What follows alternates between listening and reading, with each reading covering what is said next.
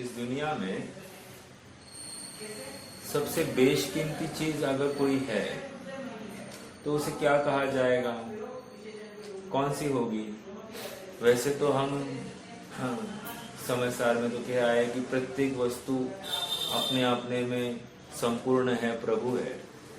लेकिन शांति से विचार करें तो सबसे सर्वोत्कृष्ट निधि क्या हो सकती है? तो कह रहे हैं कि सर्वोत्कृष्ट निधि अगर कुछ हो सकती है वो तो मेरे रूप होना ही है एक। या इसको अपन व्यवहार के पक्ष में लिया जाए तो सम्यक दर्शन आदि जो रत्नत्रय है इसकी प्राप्ति होना, इसको निधि कहा जा सकता है। लेकिन रत्नत्रय के लिए भी जरूरी क्या है? मेरे रूप बने रहना, और ये सर्वोत्कृष्ट निधि है। अर्थात मेरा अस्तित्व बना रहता है, ये बहुत जरूरी बात है।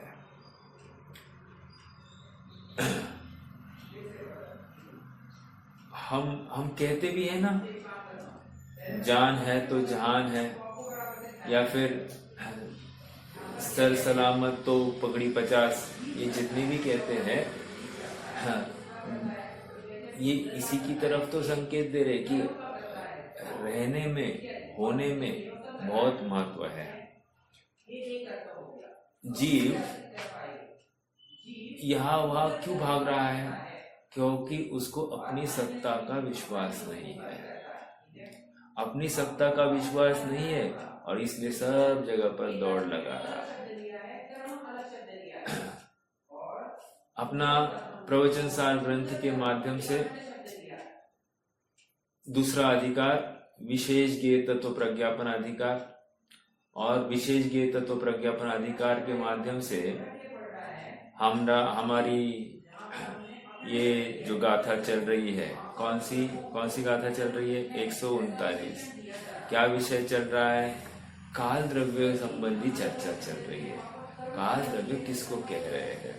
ठीक है, तो वहां पर इतनी बात आ गई कि परमाणु आकाश के प्रदेश पर जितना व्याप्त कर रहा है वो एक प्रदेश से दूसरे प्रदेश पर हिल गया, तो हिलते ही उसने क्या किया है? हिलते ही जितना समय लगा है उस आकाश के प्रदेश को व्याप्त करने में या उल्लंघन करने में, कुछ भी कहो, तो जो उल्लंघन करने में समय लगा है, काल लगा है, उस काल को एक समय कहते, एक, और वो मंद से मंद गति में गमन करे तब की बात है। कल हमने काफी उहापोह की कि ये जो कालाणु है ये सावयवी है या निरवयवी है? समझ में आ रहा है कि सा अवयवी और निरवयवी। निरवयवी मतलब क्या? उसका अब और अलग या और छोटा भाग नहीं होगा। तो पूरी व्यवस्था की तरफ से देखा जाए तो हमको यही स्वीकार करना पड़ता है कि कालाणु निरवयवी ही है। लेकिन तर्क से अगर विचार किया जाए, जैसे परमाणु गमन कर गया है 14 राजू, तो हमको उसमें अंश कर सकते हैं अपन, ये भाषित हो रहा है। इसी तर्ज पर और एक बात कहूंगा, आगे आने वाला है ये क्या? आकाश का एक प्रदेश, राइट? एक प्रदेश पर ये कह रहे हैं कि अनंत परमाणुओं का स्कंद को जगह दे रहा है, बराबर? अब एक प्रदेश पर अनंत परमाणुओं का स्कंद बैठ सकता है, तो आकाश के प्रदेशों के भेद हुए कि नहीं हुए? तो कह रहे किसी अपेक्षा से हुए हैं, अर्थात फिर से वे सावयवी हो गए हैं। अर्थात अप्रदेशी जो एक प्रदेश है उसके भी भेद हो गए हैं, मतलब आकाश के अविभाज्य अंश के भी विभाजन किया जा रहा है, वो ज्ञान के स्तर पर किया जा रहा है। देखिए यहाँ पर वो बात नहीं है, लेकिन मेरे ख्याल से धौला में इस बात की चर्चा आई है। ठीक है, तो विशेष चर्चा अपन ने यहाँ पर रखी है। हालांकि यहाँ पर तो उसका साफ खंडन कर रहे हैं। खंडन क्या कर रहे हैं? अगर खंडन नहीं करेंगे तो व्यवस्था ही घटित नहीं होगी ना, घटित ही नहीं होगी। इसलिए इकाई मानना बहुत जरूरी है। ठीक है जी। आज हम 140 नंबर की गाथा की तरफ बढ़ते हैं। 139 का कुछ अंश बचा होगा, कोई विशेष नहीं है। अपन अगली गाथा की तरफ बढ़ जाते हैं। वैसे आप सबको एक पूछूं, काल द्रव्य की सिद्धि, पूछो क्या, मैं ही बता देता हूं। काल द्रव्य की सिद्धि करनी है। एक जनरल हमारा क्या है, देखो काल द्रव्य की सिद्धि करनी है तो कितना सरल है काल द्रव्य की सिद्धि। जैसे बताया जाए हमारी कक्षा कितने बजे है, कितने बजे कहकर क्या कह रहे हैं, 8 बजे है। हमारी कक्षा कितने देर चलती है, तो कितने देर चलती है, तो ये फिर से काल में ही माप हुआ कि नहीं, फिर से 1 घंटा चलती है। तो कह रहे हैं कि ये भी क्या हो गया, काल में ही तो गिनती हो रही है। बाकी ये गाड़ी कितने बजे आने वाली है, क्या हो गया, काल में ही गिनती कर रहे हैं। अर्थात हम सारा हमारा व्यवहार जितना भी चलता है काल सापेक्ष चलता है, और ऐसा होते भी हम काल द्रव्य को नहीं माने तो बहुत बड़ी दिक्कत होगी। ठीक है, तो इसलिए काल द्रव्य की अपने आप सिद्धि होती है। हाँ जी।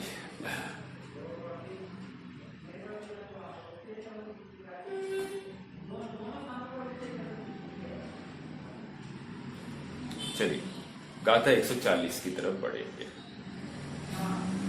विगत गाथा में समय को परिभाषित किया, और अब इस गाथा में प्रदेश की परिभाषा बताई जा रही है। अरे हमने तो चर्चा कर दी, अब यहाँ पर फिर से और कुछ बचा है, अंश अपन देखेंगे। देखो, आगासम मनुनिविट्ठम आगासपदेश सन्नया भणिदम सव्वेसिं च अणूणं सक्कलितं देदुमवगासम। फिर से आगासम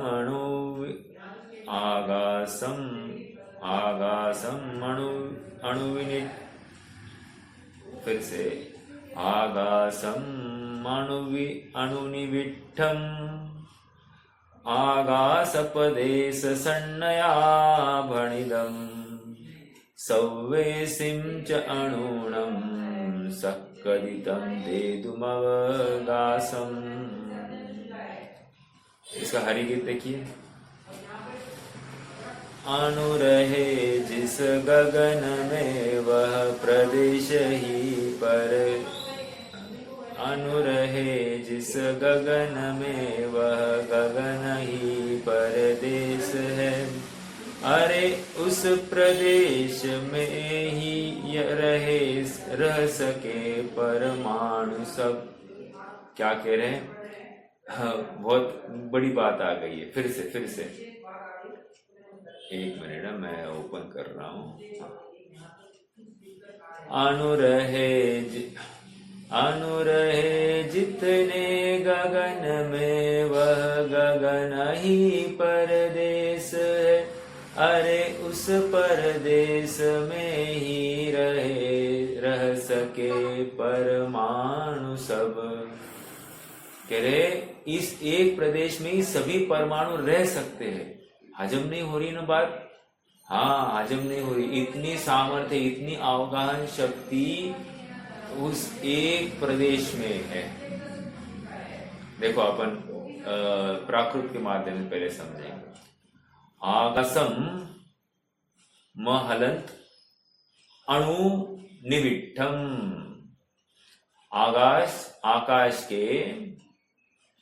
आकाश में अनुनिविष्ठम। अनुनिविष्ठम मतलब क्या? अणु स्थित है। ठीक है, तो क्या करना कह रहे? आकाश पदेश सन्नया भणिदम। आकाश पदेश सन्नया भणिदम, वो आकाश का एक प्रदेश है ऐसा तुम समझ लेना। आकाश प्रदेश संज्ञा अर्थात आकाश प्रदेश के नाम से, सन्नया मतलब नाम से, भणिदम कहा गया है। ठीक है, आगे सब अभी एक बात ये डिफाइन कर दिया उन्होंने प्रदेश को। अभी सेकेंड लाइन क्या है? सवेसिं च अणुणम, सभी अणु, सभी अणु सक्कदितम देदुमवगासम, सभी अणु कह रहे इस आकाश के एक प्रदेश पर अवगाहनत्व को प्राप्त हो सकते हैं, अर्थात ये प्रदेश सबको जगह दे सकता है। देखो अपन पढ़ते नीचे भाव, एक परमाणु जितने आकाश में रहता है उतने आकाश को आकाश प्रदेश इस नाम से कहा गया है, और वह समस्त परमाणुओं को अवकाश देने में समर्थ है। आचार्य अमृतचंद्र इस गाथा के भाव को स्पष्ट करते हैं। अब थोड़ी सी बात कितनी सरल थी भाई, जहां पर आकाश का एक परमाणु रहता है आकाश के क्षेत्र में, उस क्षेत्र को प्रदेश कह रहे हैं। और इस प्रदेश की खासियत क्या है? इस प्रदेश की खासियत यह है कि इस प्रदेश पर आप अनंत परमाणु भी रहे तो भी सबको जगह मिलेगी। अब अमृतचंद्र स्वामी ने एंट्री कर दी। अब देखो क्या कह रहे हैं। आचार्य अमृतचंद्र इस गाथा के भाव को इस प्रकार स्पष्ट करते हैं। एक परमाणु से व्याप्य आकाश का अंश आकाश प्रदेश है, और वह आकाश प्रदेश शेष 5 द्रव्यों के प्रदेशों और परम सूक्ष्मता रूप से परिणमित अनंत परमाणुओं के स्कंद को अवकाश देने में समर्थ है। फिर से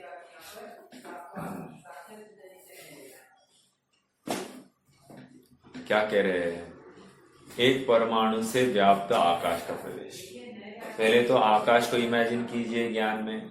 आकाश में अब क्या करना है? आकाश का एक किसी क्षेत्र में एक परमाणु बैठा है। अब परमाणु ने कितनी जगह घेरी है? कह रहे एक प्रदेश की जगह। ठीक है, तो आकाश एक परमाणु से व्याप्य आकाश का अंश आकाश प्रदेश है। हाँ, तो क्या कह रहे? उस परमाणु ने जितनी जगह घेरी है, व्याप्त की है, उस व्याप्त जगह को क्या कहा जा रहा है? आकाश का प्रदेश कह रहे हैं। ओके, और वह एक प्रदेश, एक आकाश प्रदेश शेष 5 द्रव्यों के प्रदेशों और परम सूक्ष्मता रूप से परिणमित अनंत परमाणुओं के स्कंदों को अवकाश देने में समर्थ है। ओह, बहुत बड़ी बात लिखी यहाँ पर। क्या लिखा है? उस आकाश प्रदेश पर क्या क्या रह रहा है? शेष 5 द्रव्य। शेष 5 द्रव्य में मतलब क्या?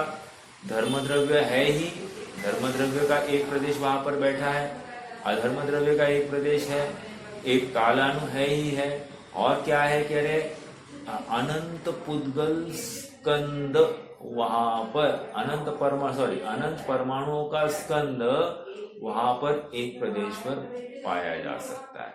और पुद्गल तो पाया ही जाता है, स्थूल पुद्गल, बट आकाश के प्रदेश सूक्ष्म परमाणु भी पाया जाएगा, परमाणु का स्कंद पाया जाएगा। तो ये क्या हो गया? इतनी जगह एक आकाश के प्रदेश ने इतने जनों को अवगाहना दी है। ठीक है, आगे आकाश। अब देखो, आकाश अखंड द्रव्य है, फिर भी उसमें अंश कल्पना होती है। अंश कल्पना मतलब क्या? जैसे शरीर पे आंख क्या है? शरीर का अंश है। कान क्या है? शरीर का अंश है। वैसे आकाश पूरा एक अखंड द्रव्य, उसको अंशी कहेंगे।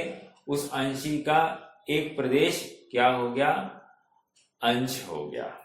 ठीक है, तो ऐसा होने पर भी यदि कोई कहे, कहा गया अंश कल्पना होती है, क्योंकि यदि ऐसा न हो तो परमाणु को अवकाश देना नहीं बन सकेगा।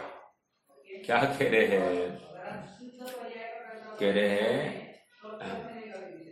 आकाश का एक प्रदेश या अंश नहीं होगा, ऐसा अगर हमने नहीं माना तो तकलीफ क्या होगी? एक अखंड आकाश ही माना, उसका हमने अंश नहीं माना, तो क्या तकलीफ आएगी? कह रहे तकलीफ यह आएगी कि फिर परमाणु को जगह कौन देगा? समझ में आ रहा है क्या? परमाणु का स्थान कैसे निश्चित किया जाएगा? फिर से देखो, ऐसा न हो तो सर्व परमाणुओं को अवकाश देना नहीं बन सकेगा। ओके, हाँ, ऐसा होने पर भी यदि कोई ऐसा कहे, अभी तर्क दे रहे, ऐसा होने पर भी क्या होने पर भी कि आकाश का अंश वो प्रदेश है, ठीक है, और उस प्रदेश में अनंत परमाणुओं को और बाकी पांचों द्रव्यों को जगह देने की, अवगाह देने की सामर्थ्य है। अब कह रहे हैं यदि ऐसा होने पर भी कोई ऐसा कहे कि आकाश के अंश नहीं है, तो आकाश में, अभी क्या कह रहे हैं, आकाश में अंश नहीं है, हम नहीं मानते आकाश में, एक अखंड आकाश ही मान रहे हैं, तो कह रहे उसके अंश नहीं कर सकते। तो आचार्य देव वहां पर तर्क दे रहे हैं। क्या तर्क दे रहे हैं? वो कह रहे हैं कि ये क्या है? कह रहे ये दो उंगलियां हैं। अब प्रश्न ये है, ये जो दो उंगलियां है, ये इनके प्रदेश एक है या अलग है? यदि एक है तो कि ये कहा जाएगा कि ये दो उंगलियां नहीं, एक ही है और एक प्रदेश में ही रहती है। समझ में आ रहा है क्या? ये तकलीफ आएगी। और यदि तुम कहते हो कि नहीं ये दो उंगलियां है और इनके प्रदेश अलग अलग है, तो जब अलग अलग है ऐसा कहोगे तो दो बातें निकलती है। हाँ, यदि तुम आकाश द्रव्य को एक मान रहे हो तो ये एक उंगली का एक प्रदेश और एक आकाश, और इस उंगली का दूसरा आकाश मानना पड़ेगा, क्योंकि इन दो को अलग अलग मान रहे हो। तो दो आकाश में तुम्हारी ये दो उंगलियां बैठेगी, जो भी युक्ति संगत नहीं है। तो फिर इस न्याय से यही ठीक होता है कि आकाश के इस उंगली का प्रदेश अलग है, इस उंगली का प्रदेश अलग है, अर्थात आकाश का अंश या भेद माना जा सकता है। ठीक है, न्याय से ये बात सिद्ध की है। अपन फिर से पढ़ते हैं, यहाँ पर देखो। हाँ हाँ, तो अलग अलग प्रदेश में जाएगा आकाश में, दो अलग अलग प्रदेशों की क्यों नहीं, एक ही प्रदेश में क्यों बोल रहे हो? अरे कोई ऐसा उल्टा तर्क दे कि नहीं, आकाश के भेद नहीं हो सकता, एक ही अखंड आकाश है, आकाश का प्रदेश हम मानते ही नहीं है, मतलब अविभाज्य अंश आकाश का कुछ है, वो आकाश को एक अखंड द्रव्य मान रहे, तो हम भी मान रहे हैं। एट द सेम टाइम स्याद्वाद से हम आकाश के खंड कर रहे हैं कि नहीं कर रहे हैं? कैसे कर रहे हैं? हम उसमें अनंत प्रदेश ही कहकर एक प्रदेश से हमने अखंड आकाश को हमने नापा है, अर्थात भेद किए बिना थोड़ी नापा जा सकता है। तो कह रहे तुमने नापा है तो फिर भेद हुआ कि नहीं? भेद हुआ। हाँ, आवाज नहीं आ रहा है? हाँ, आकाश में दो उंगलियां उठाकर हम पूछते हैं कि ये दो उंगलियों का क्षेत्र एक है या अनेक। समझ में आया? दो उंगलियां उठाई, अभी ये दो उंगलियों का क्षेत्र अलग है क्या? ये उंगली का क्षेत्र अलग, ये उंगली का क्षेत्र अलग। ठीक है, आगे अब स्वयं आचार्य ही तर्क दे रहे हैं। क्या तर्क दे रहे? हम पूछते, उंगलियां उठाकर हम पूछते हैं कि इन दो उंगलियों का क्षेत्र एक है या अनेक। यदि एक है, दो ऑप्शन दिए ना, एक और अनेक, आप ना ज्ञान में आपके चार्ट बनाओ। यदि एक है, क्या दोनों उंगलियों का प्रदेश एक है, तो क्या उसका उत्तर दे रहे ऐसा कहो, तो फिर प्रश्न होता है कि आकाश अभिन्न अंशों वाला अविभाग एक द्रव्य है, इसलिए दो उंगलियों का क्षेत्र एक है। कहा गया भाई, मैं कुछ चूक गया क्या? हाँ, यदि एक है ऐसा कहो तो फिर प्रश्न होता है कि आकाश अभिन्न अंशों वाला अविभाग एक द्रव्य है, अर्थात आकाश के भेद नहीं हो सकते और एक द्रव्य ही है। ठीक है, इसलिए दो उंगलियों का क्षेत्र एक है, मतलब ये दो उंगलियों का क्षेत्र अलग अलग नहीं है, एक है। अब एक है,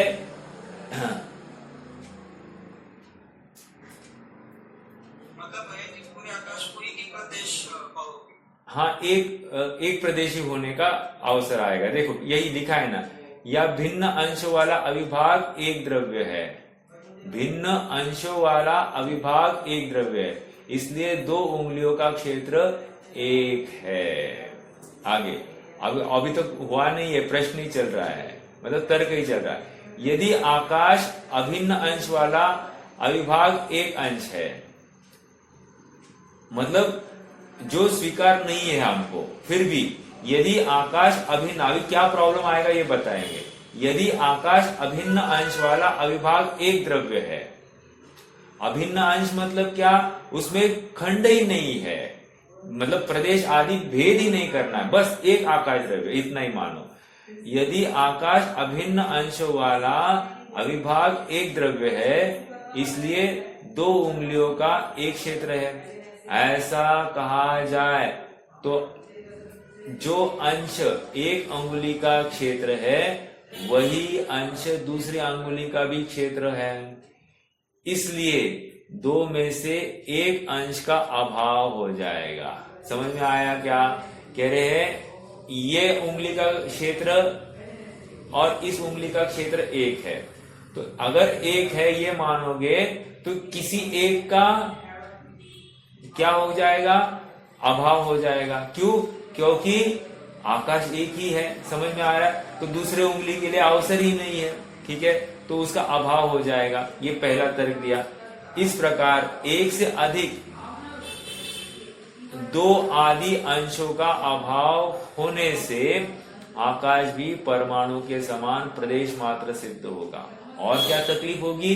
एक का अभाव हो गया, अब आकाश क्या होगा? आकाश परमाणु मात्र जितना दिखाई देगा, जबकि आकाश अनंत है, तो आकाश परमाणु मात्र ही दिखाई देगा, ये कह रहे हैं।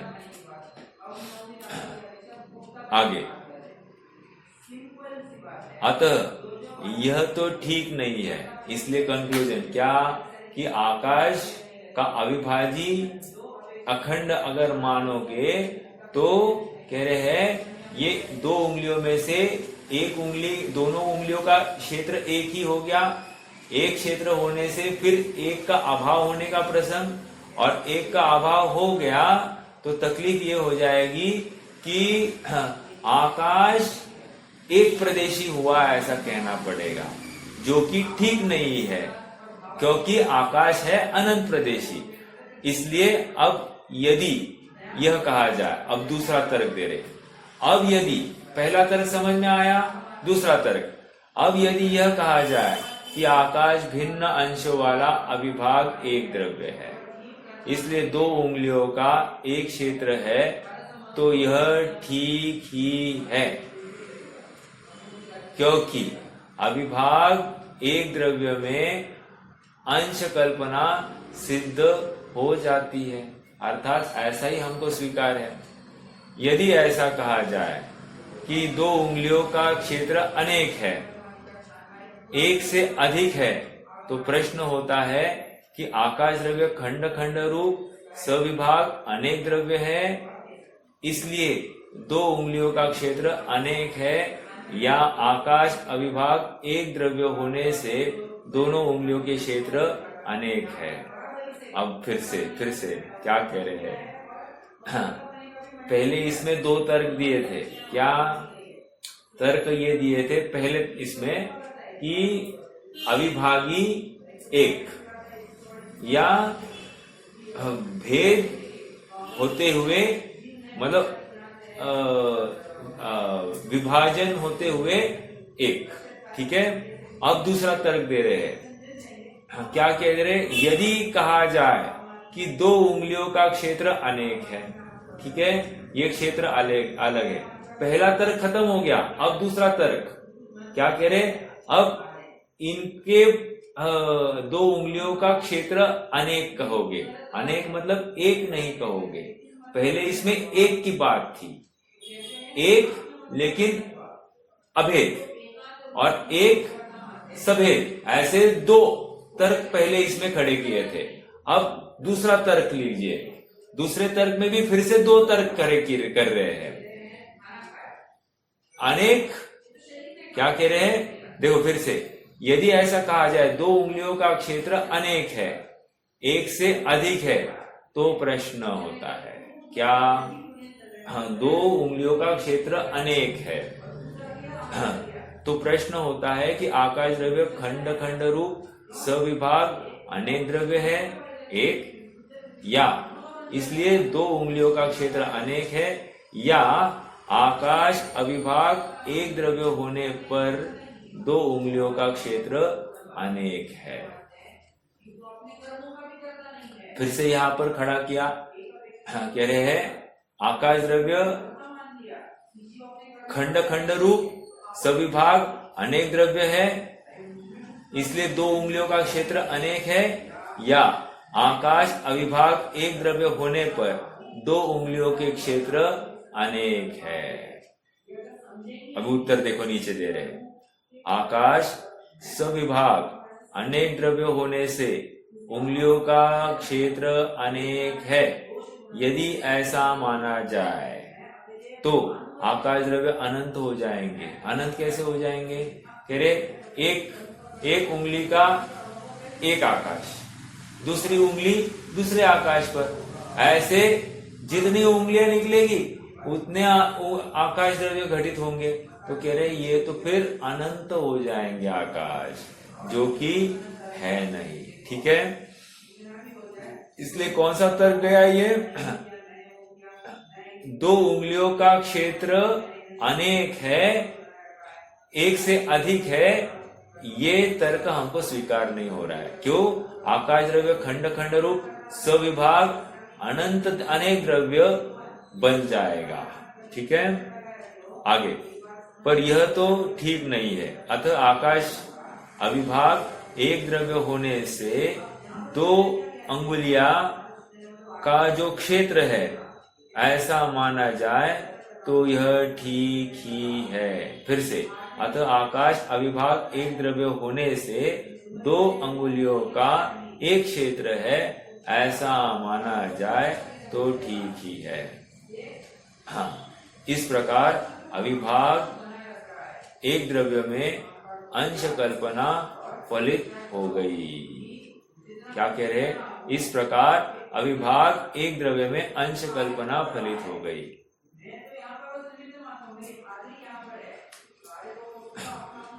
निष्कर्ष क्या है यहाँ पर, निष्कर्ष इतना ही है। अपन फिर से, स्वामी जी का अंश भी है इसमें, अपन फिर से वहां पर पढ़ने वाले हैं। निष्कर्ष इतना ही निकल रहा है कि एक आकाश में अंश है, अर्थात एक आकाश में अनंत प्रदेश है, अनेकपना दिखाई दे रहा है। एक आकाश के अंदर अनेक प्रदेश है, ठीक है, और इसलिए प्रत्येक प्रदेश पर कोई ना कोई उंगली पाई जा सकती है, कोई विरोध नहीं है, ठीक है।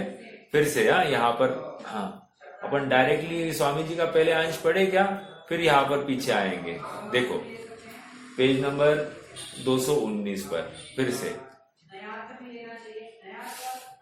स्वामी जी इस गाथा के भाव को इस प्रकार स्पष्ट करते हैं, जैसे है वैसे गे को नहीं जाने, विपरीत प्रकार से जाने तो वस्तु स्वरूप बदल नहीं जाता। मतलब क्या, हमने अलग जाना है इसलिए वस्तु स्वरूप बदला, ये कहां से लाया, समझ में आया। वस्तु जैसी है वैसी है, जैसी वस्तु है वैसा मानने में ही सच्चा पुरुषार्थ है, ठीक है। परंतु अपने में भ्रांति उत्पन्न होती है और उससे दुख होता है। ज्ञान का नकार करने वाला जीव वनस्पति कायवत जड़ हो जाएगा। ओह, क्या कह रहे हैं? ज्ञान का नकार करने वाला जीव वनस्पति कायवत जड़ हो जाएगा। जैसे वृक्ष खड़े हैं, कैसा है? जड़ के समान खड़ा हो गया है कि नहीं? तो ज्ञान को मतलब जैसा है वैसा स्वीकार करने में कितना पुरुषार्थ है। देखो आगे, ज्ञेयों को जो का त्यो जानने वाला ज्ञान यथार्थ कहलाता है। जानने योग्य पदार्थ ज्ञान में ज्ञात हुए बिना रहते ही नहीं है, इसलिए आत्मा उनको अवश्य जान सकता है। प्रमेयत्व गुण, ऐसा सम्यक ज्ञान होने से सुख शांति होती है और वही ज्ञेयों को जानने का फल है। आगे, एक मकान 2 कमरों वाला है। अब उसमें एक कमरे की जगह वही दूसरे कमरे की जगह है और भाग पाड़े बिना एक ही मकान कहोगे तो मकान में 2 कमरे सिद्ध नहीं होंगे और एक कमरे का नाश मानने से मकान कमरे रहित मानना पड़ेगा, तो वैसा मकान का स्वरूप नहीं है। समझ में आ रहा है क्या क्या कह रहे हैं? फिर से देखो, मकान 2 कमरों वाला है, एक अखंड मकान, उस अखंड मकान में भेद किए हैं। मकान तो अखंड ही है, लेकिन हमारी प्रयोजन से हमने उसमें विभाजन किया, ठीक है बे। अब उसमें एक कमरे की जगह वही दूसरे कमरे की जगह है। ऐसा अगर माने एक कमरे की जगह वही दूसरे कमरे की जगह है और भाग पाड़े बिना एक ही मकान कहोगे तो मकान में 2 कमरे सिद्ध नहीं होंगे। मतलब जिस प्रदेश पर एक कमरा है उसी प्रदेश पर दूसरा कमरा भी माना जाएगा, तो क्या तकलीफ होगी? फिर मकान में 2 कमरे हैं ये कह ही नहीं सकेंगे, बराबर? सिद्ध नहीं होंगे। और एक कमरे का नाश मानने से अब क्या है, एक कमरा का नहीं है, अर्थात 2 कमरे का मकान कहते हुए भी हमको एक ही कमरा दिखाई दे रहा है, क्योंकि एक ही प्रदेश पर 2 कमरे हैं तो एक कमरे का नाश हो गया। तो एक कमरे का नाश मानने से मकान कमरे रहित मानना पड़ेगा, तो वैसा मकान का स्वरूप नहीं है। इसीलिए एक कमरे का क्षेत्र वही दूसरे कमरे का क्षेत्र है, ऐसा तुम्हारा कथन घटित नहीं होता। समझ में आ रहा है क्या? बहुत अच्छा अच्छे तरीके से एक्सप्लेन किया है। देखो आगे, आप ज्ञान में थोड़ा सा इमेजिन कीजिए कि ये देखो ये मकान है, राइट? ये एक दो ये पेज मतलब एक कमरा और ये पेज मतलब दूसरा कमरा हो रही है, तो मकान के अभाव का प्रसंग मानना पड़ रहा है। देखो कहा गया भाई, हाँ फिर से, अब उसमें एक कमरे की जगह वही दूसरे कमरे की जगह और भाग पाड़े बिना एक ही मकान कहोगे तो मकान में 2 कमरे सिद्ध नहीं होंगे और एक कमरे का नाश मानने से मकान कमरे रहित मानना होगा। मकान कमरे रहित मानना पड़ेगा, मतलब एक ही है ना ऐसा रूम, तो हॉल हो जाएगा, वो कमरा नहीं है, कमरे रहित मानना पड़ेगा। हाँ, तो वैसा मकान का स्वरूप नहीं है। इसलिए एक कमरे का क्षेत्र वही दूसरे कमरे का क्षेत्र, ऐसा तुम्हारा कथन घटित नहीं होता। ओके, अर्थात अभी वहां पर लगाना, इस उंगली का क्षेत्र वही इस उंगली का क्षेत्र, ऐसा घटित नहीं होता। समझ में आ रहा है क्या? आगे बढ़िए। अब देखो, इसी प्रकार आकाश में एक उंगली का क्षेत्र वही दूसरी उंगली का क्षेत्र मानोगे तो अंशों का अभाव होने से आकाश परमाणु की तरह एक प्रदेश मात्र हुआ, परंतु ऐसा नहीं हो सकता, क्योंकि पांचों द्रव्यों को अवगाहन देने वाला द्रव्य सबसे बड़ा ही होता है। इसलिए यदि वह एक प्रदेशी होवे तो सबको अवगाहना नहीं दे सकता। इस कारण तुम्हारा तर्क सत्य नहीं है। हाँ, और दूसरा तर्क क्या दिया? हाँ, कह रहे हैं कि इसी प्रकार आकाश में उंगली का क्षेत्र वही दूसरी उंगली का क्षेत्र मानोगे तो अंशों का अभाव होने से, अंशों का अभाव मतलब क्या? हाँ, आकाश अनेक प्रदेशों मतलब अनेक अंशों का प्रदेश, अनेक प्रदेशों का समूह सो आकाश बना है, राइट? अनंत प्रदेशों का समूह सो आकाश है। तो कह रहे हैं आकाश में ऐसा प्रदेशों का अंश का अभाव होने का प्रसंग आ जाएगा तो उससे क्या होगा? होने का आकाश, तो आकाश भी क्या हो गया? एक परमाणु जितना ही होकर रह जाएगा। और हम यहाँ पर कह रहे हैं कि आकाश ने सबको पांचों द्रव्यों को अवगाहना दी है, फिर ये बात सिद्ध नहीं होगी क्योंकि वो एक प्रदेशी हो जाएगा। ठीक है, तो इसलिए ये बात स्वीकार नहीं है। इसलिए वह एक प्रदेशी होवे तो सबको अवगाहना नहीं दे सकता, इस कारण तुम्हारा तर्क सत्य है। आगे, इस प्रकार इस गाथा में मूल रूप से यही कहा गया है कि अखंड आकाश में भी अंश कल्पना हो सकती है। इतना सारा चर्चा काय के लिए, इतना न्याय की चर्चा क्यों? क्योंकि आकाश को अविभाज्य मानने वाला गलत। आकाश है अखंड लेकिन विभाजित भी किया जा सकता है। ठीक है, इस प्रकार आकाश में मूल रूप से यही कहा गया है कि अखंड आकाश में भी अंश कल्पना हो सकती है, होती ही है। आकाश का सबसे छोटा अंश प्रदेश कहलाता है। यद्यपि वह क्षेत्र से एक पुद्गल के परमाणु के बराबर होता है, तथापि उसमें अनंत परमाणु का स्कंद और जीवादि द्रव्य भी समा सकते हैं। इस प्रकार आकाश द्रव्य अखंड होकर भी अनंत प्रदेशी है और अनंत प्रदेशी होकर भी अखंड है। स्याद्वाद से ये बात घटित की है। देखो क्या कह रहे हैं, इतनी चर्चा करने का प्रयोजन क्या है? इतनी चर्चा करने का प्रयोजन इतना ही है कि हम कह रहे हैं कि हमने जगह दी, हमने ये किया, हमने वो किया। ये सब करने का कर्तृत्व अपने माथे पर लेके बैठा है ये जी।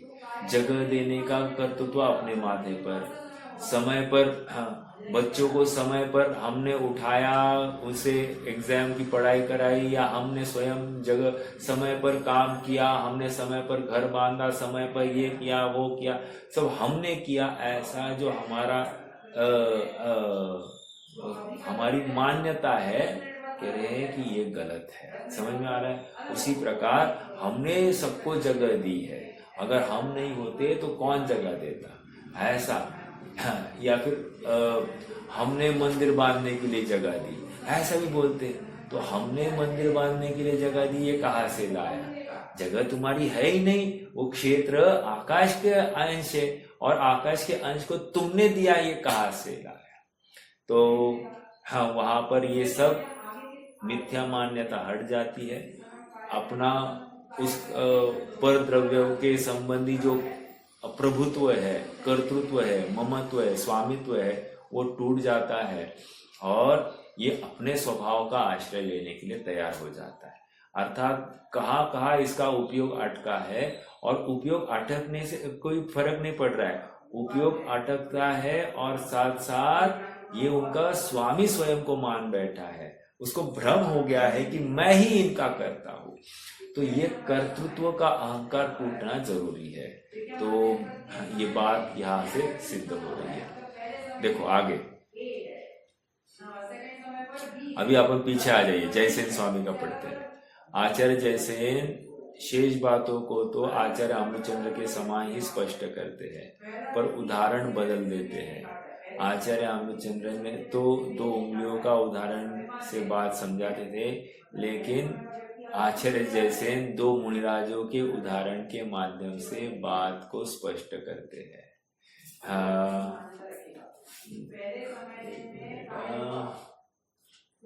नहीं है मेरे पास में। चलो ठीक है, दो मुनियों के उदाहरण से बात तो समझाई, मतलब क्या किया होगा। दो मुनि है, दो मुनि एक प्रदेश पर स्थित है या अलग प्रदेश पर स्थित है, तो कह रहे हैं अगर हम एक प्रदेश पर स्थित है ऐसा मानेंगे तो एक मुनि के अभाव का प्रसंग आएगा, और कह रहे हैं अपन दो मुनि, तो इस न्याय से मतलब बहुत व्यवस्था अव्यवस्थित हो जाएगी। एक अनेकपना हमारा सिद्ध नहीं हो सकता, और यदि हम एक प्रदेशी ही मानेंगे, दोनों को एक प्रदेश पर ही रहे मानेंगे, तो फिर आकाश द्रव्य भी एक प्रदेशी होने का प्रसंग आएगा। आकाश द्रव्य एक प्रदेशी हो गया तो तकलीफ क्या होगी, कह रहे आकाश द्रव्य ने अन्य 5 द्रव्यों को और अनंत परमाणुओं के स्कंद को जगह दिए, ये बात सिद्ध नहीं होगी। तो जब ये बात सिद्ध नहीं होगी तो फिर आकाश द्रव्यों को अन्य के आश्रित मानने का प्रसंग बनता है, जो कि युक्त नहीं है, तर्क संगत नहीं है। ठीक है, तो ये बात यहाँ पर आ गई है, इसकी काल आकाश द्रव्य के प्रदेशत्व की बात आ गई। ओके, आगे बढ़ना है। समझ में आया क्या किसी को, या थोड़ा थोड़ा आया बोले? हाँ, एक बुद्धिवृत्ति परमाणु के बराबर होता है प्रदेश। हाँ, उसमें अनंत परमाणु का जीव द्रव्य समा सकते हैं, मतलब एक प्रदेश पे बोल रहे हैं ना। हाँ, एक प्रदेश में बराबर। एक ये थोड़ा समझिए, राजपूत प्रदेश में अनंत स्कंद और जीव शिवाजी द्रव्य भी अनंत है। हाँ, एक प्रदेश में कैसे हो नहीं सकते? हाँ, पहले इसमें किए थे। देखो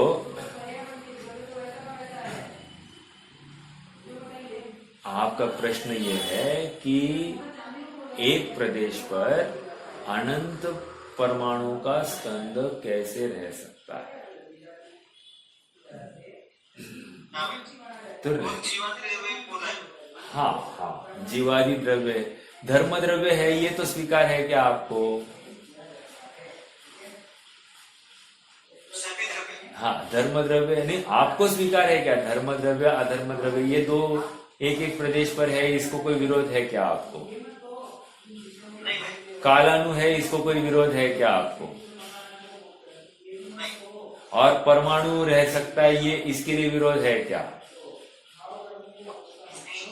नहीं, तो 4 के लिए विरोध नहीं है, और हम भी साक्षात है तो हमारा भी विरोध नहीं होना चाहिए। मतलब जीव भी कोई रह सकता है एक प्रदेश पर, इसको भी एक प्रदेश मतलब क्या? मतलब उस एक प्रदेश को जीव का एक प्रदेश स्पर्श करता हो। स्पर्श करता हो मतलब क्या? अभी हमारे असंख्यात प्रदेश है, तो मतलब हम आकाश के असंख्यात प्रदेशों में व्याप्त हो रहा है, अपना स्पर्श हो रहा है। स्पर्श इन द सेंस टच नहीं कर रहा है, लेकिन अवगाहना असंख्यात प्रदेशों को दे रहा है मेरा ये आत्मा। तो जीव भी आप स्वीकार कर रहे हैं। अब रही बात आपको अनंत परमाणुओं के स्कंद के रहने की, राइट? एक प्रश्न है आपसे, क्या आप मानते हैं कि जो वस्तु जितनी सूक्ष्म होती है उसमें ज्यादा परमाणु बैठते हैं, ऐसा मानते हैं क्या?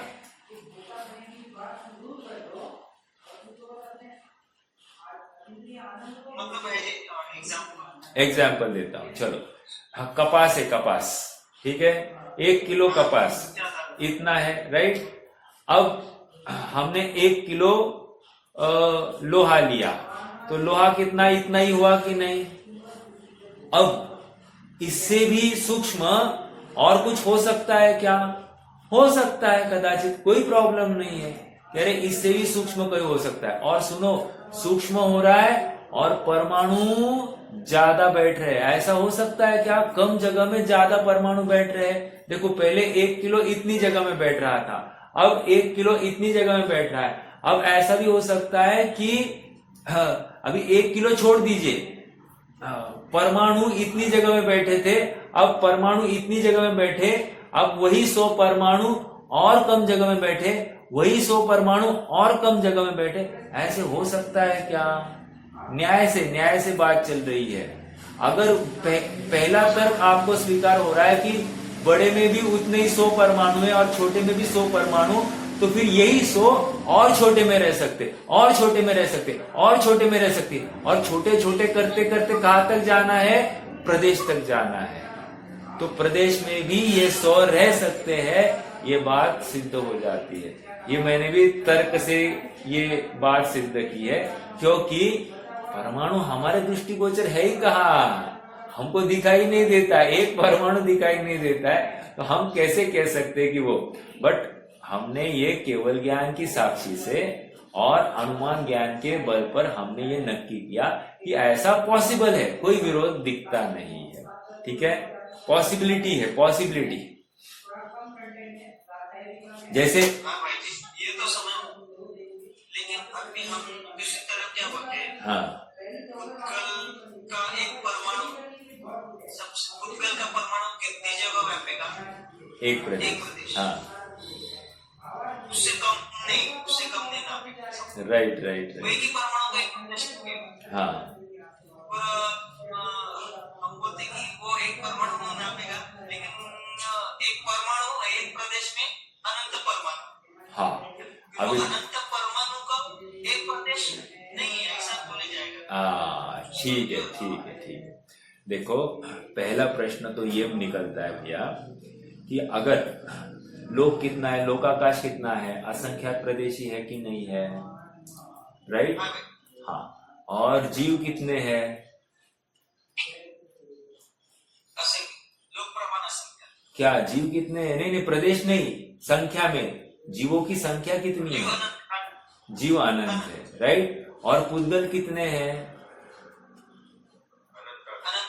अनंत है, राइट? अब प्रश्न ये खड़ा हो रहा है, प्रदेश है असंख्यात और रहने वाले पदार्थ अनंत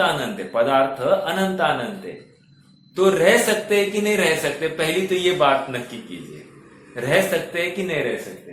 आप कहोगे अब कोई चारा दिखाई नहीं दे रहा है, तो रहते होंगे, ऐसा हमको नक्की करना पड़ेगा। हाँ, तो वही तो कह रहा हूं मैं उल्टा, मैं अपोजिट साइड से ये सिद्ध करने की कोशिश कर रहा हूं कि ये इतने जीव लोकाकाश के बाहर तो नहीं हो सकते ना, अर्थात लोकाकाश के अंदर ही है ना, या इतने परमाणु लोकाकाश के बाहर नहीं, लोकाकाश के अंदर है ना, तो कहीं ना कहीं एक प्रदेश पर अनेक रह सकते हैं या रहते होंगे, या अनुमान से हम ये स्वीकार करना पड़ेगा कि नहीं करना पड़ेगा? तो जब ये स्वीकार करना पड़ता है, ये स्वीकार हो रहा है आपको, तो फिर अनंत परमाणु एक प्रदेश पर रहते, इसमें विरोध कहाँ आता है? नहीं आता है। एक बात हो गई। अब और मैं बोलता हूं आपको, देखो, वर्गणाएं कितनी है? एक साथ में कितनी वर्गणाएं बनती है अपने को? एक समय में एक जीव को कितनी वर्गणाएं का आकर्षण होता है, मतलब कितने कर्म बांधता है जीव? कर्म वर्गणाएं मतलब कितने कर्म वर्गणाएं कर्म रूप परिणमित होती है, ये पूछना है मुझे। 8 कर्म बंधते हैं, बराबर, लेकिन कर्म वर्गणाएं अनंत होती है, अनंत। समझ में आ रहा है क्या? तो अनंत एक साथ बन रही है, तो अनंत कहाँ रहती होगी? अनंत इसी प्रदेश में रह रहे। और सुनो ना, अनंत वर्गणाएं अकर्म रूप है और अनंत वर्गणाएं कर्म रूप है।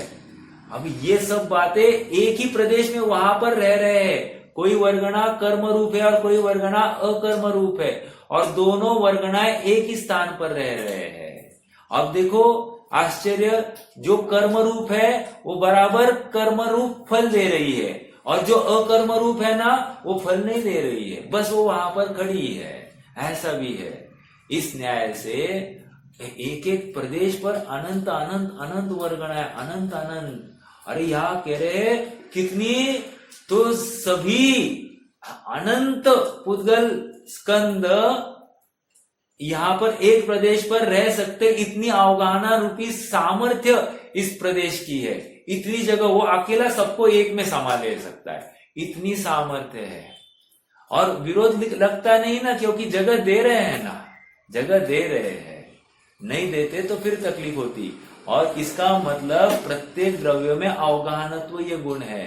नॉट ओनली आकाश द्रव्य में अवगाहनत्व, धर्म द्रव्य में भी अवगाहनत्व नामक गुण होना चाहिए, अधर्म द्रव्य में भी अवगाहनत्व नामक गुण होना चाहिए, जीव में भी अवगाहनत्व नामक गुण है या नहीं है?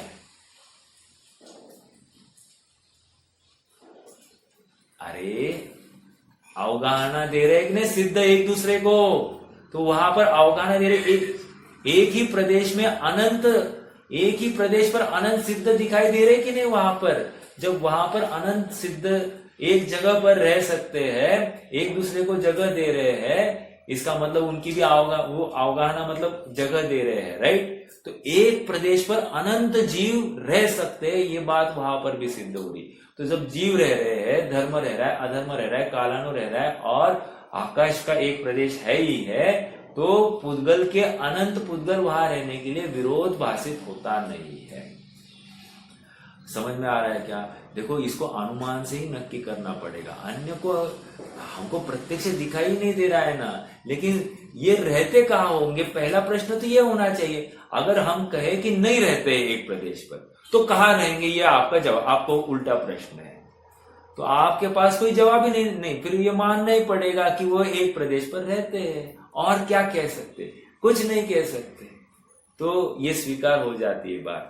और देखो ना, वर्गणाएं भी सूक्ष्म सूक्ष्म होती गई है। जैसे आहार वर्गणा है, आहार वर्गणा में भी 3 प्रकार की वर्गणा है, औदारिक शरीर की वर्गणा, वैक्रिक शरीर संबंधी वर्गणा, और एक आहारक शरीर संबंधी वर्गणा। तो कह रहे औदारिक शरीर से सूक्ष्म वैक्रिक शरीर की वर्गणा, वैक्रिक शरीर से सूक्ष्म आहारक शरीर की वर्गणा, आहारक शरीर से सूक्ष्म और कौन सी वर्गणा है? कौन बोलेगा?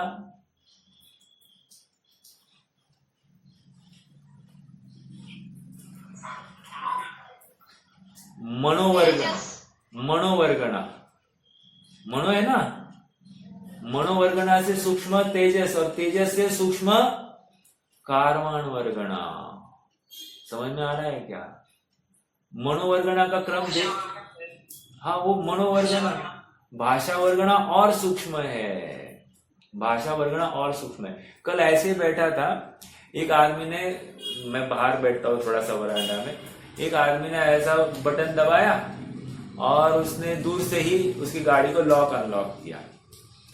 मैं सोचने लग गया, अरे लॉक अनलॉक कर रहा है, अभी कोई स्पर्श नहीं है ना, तो भी लॉक हो रहा है और अनलॉक हो रहा है, क्या कारण होगा आप बताइए?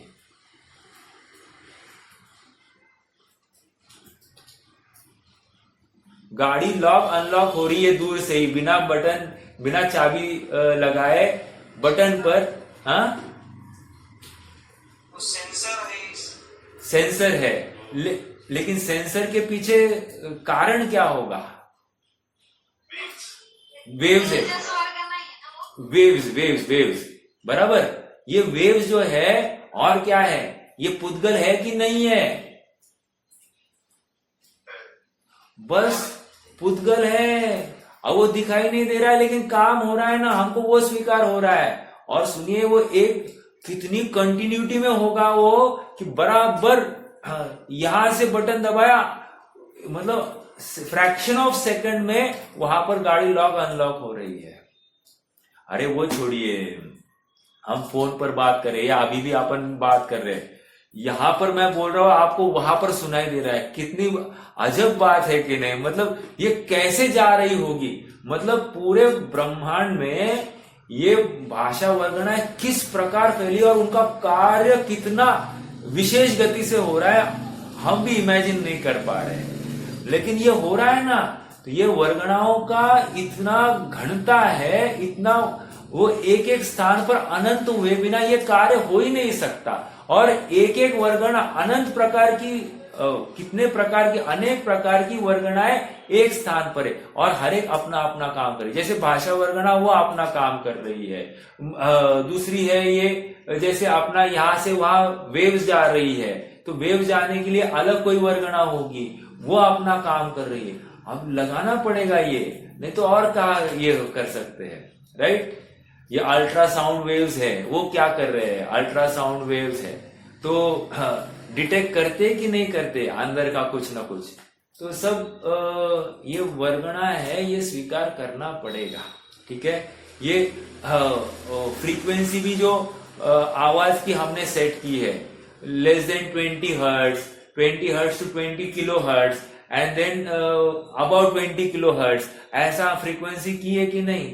हम वो बीच वाले रेंज की सुन सकते हैं, कम वाली भी नहीं सुन सकते, ऊपर वाली भी नहीं सुन सकते। हम नहीं सुन सकते इसका मतलब कोई नहीं सुन सकता है ऐसा नहीं। ऐसे कोई जीव है जो ऊपर की सुनता है, ऐसा कोई है कि जो नीचे की सुनता है, ऐसा है ना। तो उसके लिए उस टाइप की वर्गणाएं अलग अलग होगी और उनकी सूक्ष्मता, स्थूलता या वो वेरिएशन होते होंगे, ये हमको स्वीकार करना ही पड़ेगा।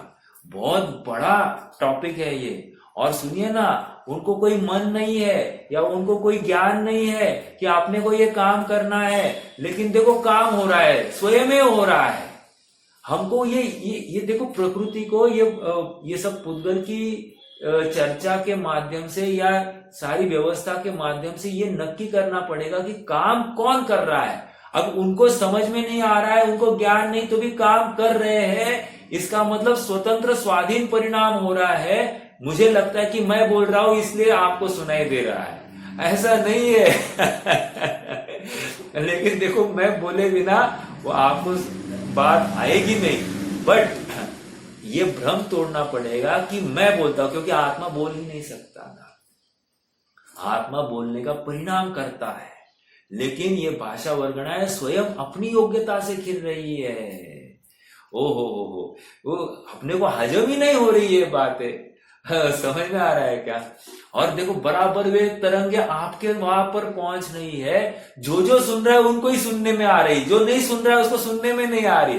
कैसी अजब बातें हैं। चलो कहने की बात इतनी है। अच्छा आपने प्रश्न किया कि ये हमको मानना पड़ेगा कि एक एक प्रदेश पर अनेक प्रकार वर्गणाएं होगी, वर्गणाएं, और एक वर्गणा में अनंत अनंत परमाणु होते हैं, एक नहीं होता है, अनंत परमाणु का वो समूह होता है। हाँ, तो इसलिए कह रहे अनंत पुद्गल परमाणु का स्कंद एक प्रदेश में भी रह सकता है, इतनी अवगाहना की सामर्थ्य दे रहे। रहते होंगे इसकी बात नहीं कर रहे हैं, रह सकते हैं इसकी बात करें। जैसे आया ना कि इंद्र की ताकत कितनी है, सौधर्म इंद्र की ताकत कितनी है, कौन बताएगा कितनी ताकत है? पूरे तीनों लोगों को ला सकता है। बराबर है कि नहीं? उल्टा पुल्टा कर इस त्रस नाली को उल्टा पुल्टा कर सकता है, इतनी ताकत है।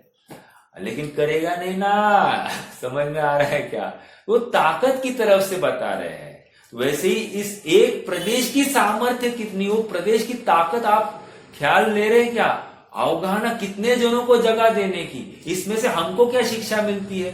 हमको ये शिक्षा मिल रही है कि मैं इसको पालता हूं, मैं इसको पोसता हूं, मैं इसको जगह देता हूं। ये कहां से लाया?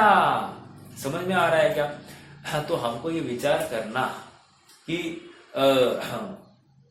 मतलब हमको एक्सेप्टेंस लेवल अपना बढ़ना चाहिए। हमको विरोध कहीं दिखाई नहीं देना चाहिए, और कुछ नहीं।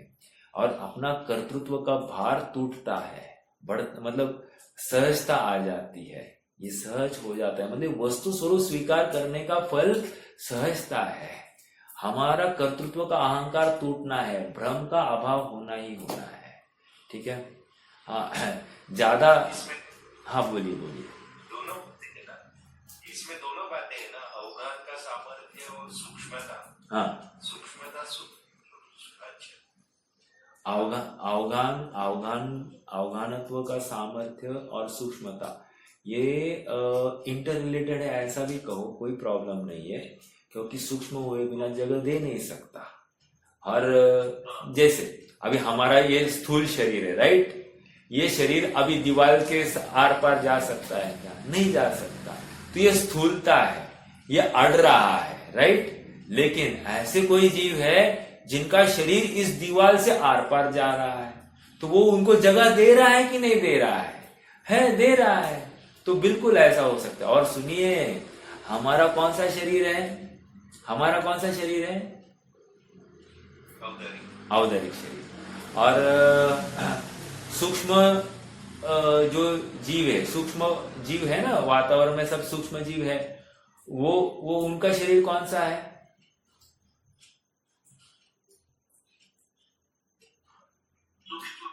सूक्ष्म ही है, बराबर है कि नहीं? उनका भी औदरिक शरीर ही है। तो उनका भी औदरिक शरीर, मेरा भी औदरिक शरीर। अब देखो, औदरिक शरीर में ही वेरिएशंस कितने हैं। अर्थात कोई औदरिक शरीर है कि वो आर पार जा पा रहा है, और कोई औदरिक शरीर है कि वो आर पार नहीं जा पा रहा है। अब कैसे लगाएंगे? तो यहां से हमको सूक्ष्मता दिखाई दे रही है, और सूक्ष्मता है, इसका मतलब एक प्रदेश में मतलब उनके परमाणु अधिक होंगे, ये भी बात घटित हो रही है। समझ में आ रहा है क्या? देखो, और एक प्रश्न रखूं क्या आपको? अपनी कर्म वर्गणाएं कितनी होगी? मान लो मेरी कर्म वर्गणाएं कितनी है? अनंत है कि नहीं? अनंत तो है कि नहीं, ये स्वीकार है कि नहीं आपको? है। ठीक है। और मैं कितने प्रदेश में बैठा हूं? असंख्यात प्रदेश में बैठा हूं, बराबर है कि नहीं?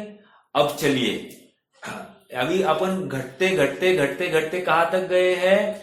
वो कह रहे हैं कि वो जो जीव है, सूक्ष्म निगोदिया जीव ले लीजिए, जिसका एक श्वासोश्वास में 18वें भाग में मरण हो रहा है। ठीक है। ऐसे कितने जीवों का हो रहा होगा? अनंत जीवों का एक साथ जन्म हो रहा है, अनंत जीवों का एक साथ मरण हो रहा है। ठीक है। अब चलो आगे। उनके कर्म कितने होंगे साहब? अगर अपने अनंत कर्म वर्गणाएं कर्म है अपने से बंधे हुए, तो उनके कितने होंगे? अनंत होंगे कि नहीं होंगे? होने ही चाहिए। अब उनके अनंत है। ऐसे कितने जीव है वहां पर? अनंत जीव है। लो, अब बैठ रहे कि नहीं आनंद भैया? अनंत बैठ रहे कि नहीं एक प्रदेश में? आप स्वीकार कर रहे कि नहीं कर रहे? अनंत जीवों के अनंत कर्म वर्गणाएं एक ही स्थान पर है। लो, और इतना ही नहीं, कर्म वर्गणाएं वे कर्म रूप वर्गणाएं अब नवीन कर्म बांधेंगे, वे अकर्म रूप, उसको क्या कहते हैं? विश्रसोपचय।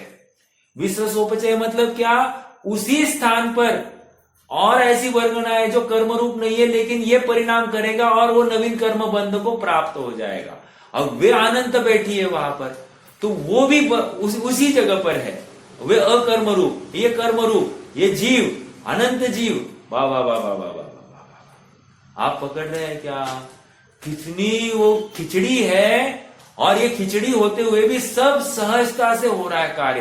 प्रत्येक जन अपना अपना कार्य कर रहा है, कोई किसी दूसरे का काम नहीं कर रहा है। इतनी स्वतंत्रता है। अब ये स्वतंत्रता हमको स्वीकार होते ही हमारा भार उतर रहा है कि नहीं? मैं कर रहा हूं, मैं कर रहा हूं, मैं कर रहा हूं, मैं कर रहा हूं। ये कर्तृत्व टूटना चाहिए कि नहीं टूटना चाहिए? तो ये निरंतर दिन भर हमारी चिंतन धारा में ये कर्तृत्व का भार टूटना चाहिए। मैं करता हूं, ये कहां से लाया? ये टूटे बिना हमारा काम नहीं होगा। मैं बोलता हूं, मैं उठता हूं, मैं शरीर को ठीक करता हूं, मैं खाता हूं, मैं पीता हूं, मैं नहाता हूं। अरे नहीं, मेरा खाने का भाव हो रहा है, मेरा नहाने का भाव हो रहा है, मैं ये कर रहा हूं। अर्थात मैं इसमें से क्या कर रहा हूं? डिफ्रेंशिएट कर रहा हूं स्वयं को अन्य से। बाकी सब कार्य पुद्गल का पुद्गल में हो रहा है, मेरा मुझ में हो रहा है। धर्म द्रव्य का कार्य, अधर्म द्रव्य का कार्य, काल द्रव्य उसका कार्य, और आकाश द्रव्य उसका कार्य कर रहा है। सब अपना स्वतंत्रता से कार्य कर रहे हैं, यह हमको स्वीकार होना पड़ेगा। बहुत अजब ये तत्व ज्ञान है। निर्भरता आनी ही चाहिए। नहीं आई तो समझना तत्वज्ञान समझा नहीं, वस्तु स्वरूप अभी भी समझा नहीं।